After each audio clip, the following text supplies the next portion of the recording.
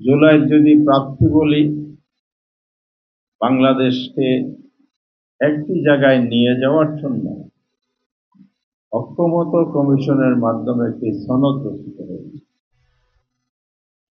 এবং স্বৈরতন্ত্রের পলায়নের পরে একটি সংস্কার এবং বিচার সুষ্ঠু নির্বাচনের মধ্য দিয়ে বাংলাদেশ এগিয়ে যাবে, সেই স্বপ্নে পুরো জাতি ঐক্যবদ্ধ হয়েছে।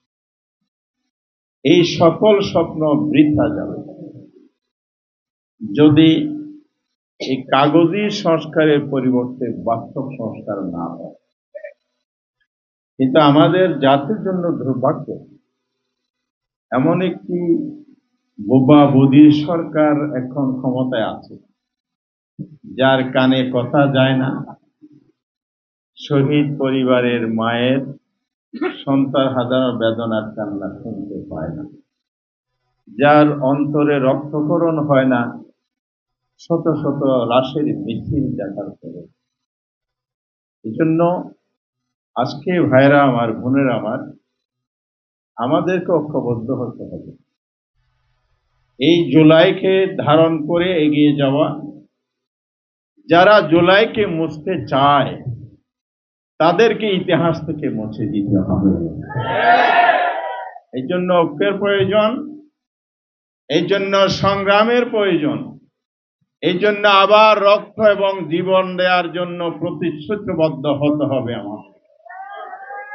এই জন্য আজকে যে ভুল পথে সরকার হাঁটছে, সংবিধান সংশোধনের পথ, এই পথে হেঁটে বাংলাদেশে 17 বার সংবিধান সংশোধন হয়েছে।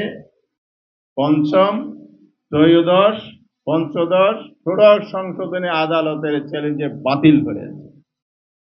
জুলাইয়ের এই সনদকে যদি আপনারা বাতিলের পথে ফেলতে চান, তাহলে সংবিধান সংশোধনের পথে আপনারা হাঁটবেন। আর যদি জুলাইকে বাঁচিয়ে রেখে দেশকে এগিয়ে নিতে চান সংস্কারের মাধ্যমে, তাহলে এই কমিটি বাতিল করেন, সংস্কার পরিষদ গঠন করে বাংলাদেশকে নিয়ে যাওয়ার জন্য টেকসই একটি সংবিধান সংস্কার পথে আপনারা অগ্রসর হন। এই আহ্বান জানিয়ে সেই সাথে আপনাদেরকে সেই শপথে